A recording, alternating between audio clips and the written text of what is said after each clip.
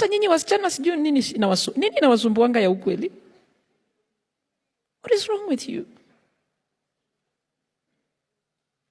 How do you even look into the face of an old man and say, babe? How? Where do you get the strength?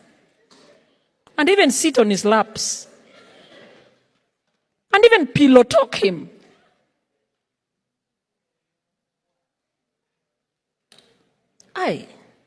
Huyu hata si baba yako, huyo ni babu yako. Aje sasa? Ati maisha ni ngumu, hutaki kuanzia scratch. So our boys can't marry because there are no girls. The girls are chasing elderly people wenye wametengeneza.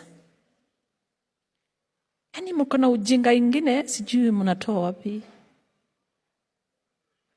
Na ukajidanganya ati wewe ni mke. Wewe ni mke 23, last born wake yako 42. Wewe unasema wewe ni mke. Na unalazimisha ukubalike huko. Sasa unakubalika kama mke ama unakubalika kama mjukuu? Unakubalika vipi? Alafu kuja hapa kanisa utushurutishe tukubali ndoa kama hizo. The church must normalize, accept.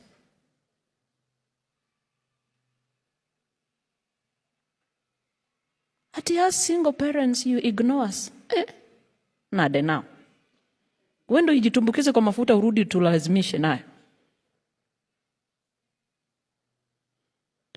Kuna singles mbili tu. Wajane na wale ambao wanafaa kuolewa.